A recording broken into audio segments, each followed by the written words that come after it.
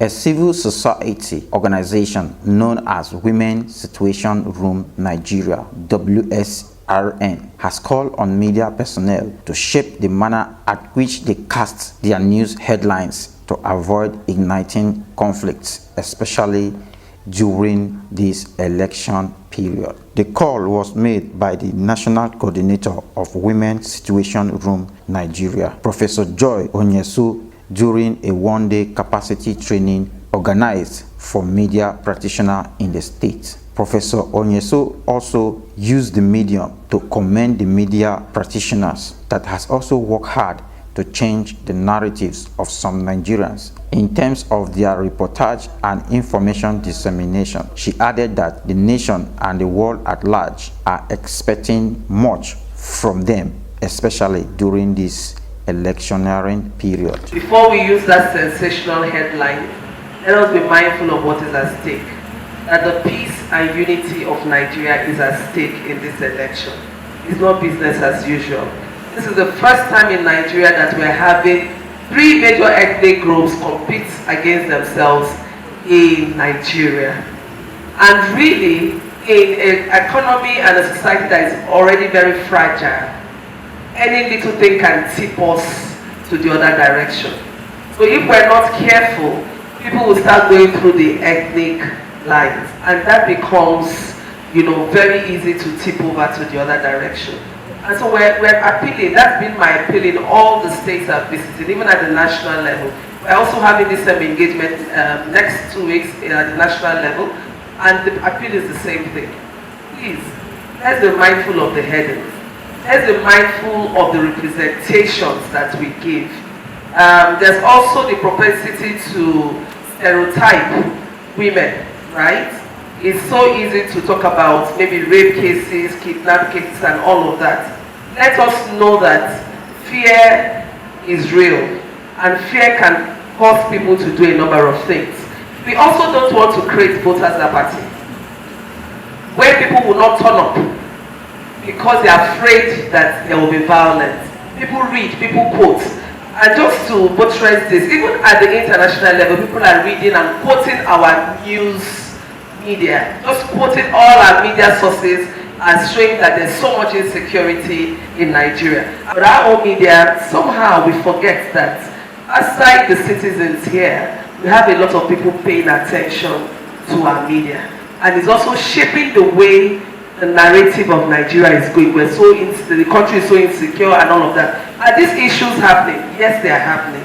But when we look at empirical data, looking at the cases of insecurity and all that, vis-a-vis what is happening in other areas, is Nigeria's case so much more than the other areas? We need to ask that question. So I'm appealing to you because you are really a great stakeholder in the forthcoming elections. Let's be mindful. Let's ask ourselves those critical questions. We're not saying do not report. Let's be mindful of the way we report. We want to report facts. We also want to be mindful of the way we report the facts. And we also want to be mindful of the fact that we need to verify some information. I've actually had events that I've hosted being misrepresented as political rallies or gatherings. Meanwhile, whatever we do as Women's Situation Room is non-partisan. So let's be careful that we get, or very intentional that we get the full details before we put it out there, so that we're actually promoting peace. Because the language we want to speak moving forward is peace. Peace is in our hands. We have the opportunity to either ensure that the election is peaceful or is violent. That is all in our hands. Our leaders can do so much. But if we are not active participants in the narrative or in the actions they take, it will fall through. So please, you're so mighty with the way you write, with the way you tell the stories. And I just want us to be very intentional, that realizing that we have so much power seated in this room. There's so much power in this room, and I acknowledge that power. And I'm only appealing that let's use that power to shape narratives moving forward. Also, in a keynote address, by the keynote speaker, Mr. Edem Darlington, highlighted some of the challenges media personnel faced while carrying out their duties and highlighted some issues militating against female participation in politics. So I think for me it's an abysmal role, and there's need for women to actually rise, support their home, and special consideration should also be given to women because they are more vulnerable when compared to the men section.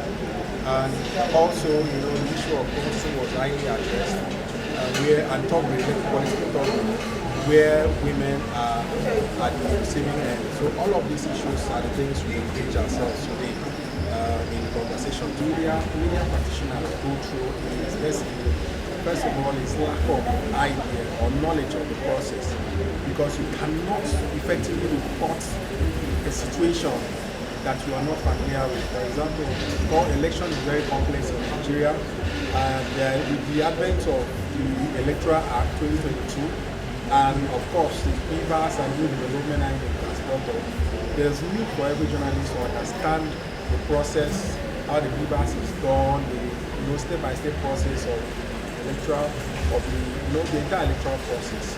So that is for me the core issue. Journalists must arm themselves with knowledge, basic knowledge of how election is reported, because it's not just like you can report every other issue. Election has special. The state coordinator of the group, Mrs. Mfreke Asigbe, expressed joy at the outcome of the training, noting that the aim of the organization is to promote peace and freedom of female gender in politics. It's all about. Okay, human situation in Nigeria is a civil society organization that is focused on women political participation and ending gender-based violence, especially violence that has to do with the elections.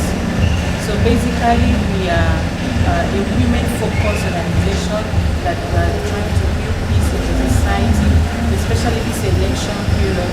We are also trying to ensure that we monitor the election and see if there's going to be violence or not, and report real time to people within the community and within the communities in Cross River State about what is happening in the environment. So our major focus is on election monitoring, peace building, and ensuring women political participation in Cross River State. And this particular capacity building training was for the media personnel, and is focused on building their capacity in terms of media reporting. These persons are very vital stakeholders when it comes to election issues. So we were building their capacity to be able to change the narrative in terms of reporting on women political participation, in terms of reporting on election violence, and in terms of producing positive narrative so that people can view election as something that they should be part of and not something they should be running away from. Yes, very satisfied, and even the media personnel, they stated that they are satisfied, and most of them are ready to work with us, partner and collaborate with us.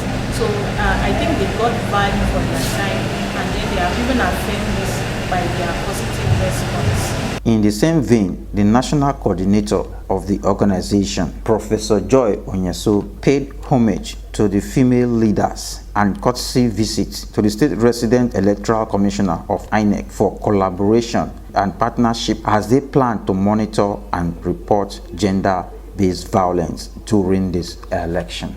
Samuel Diwa reporting.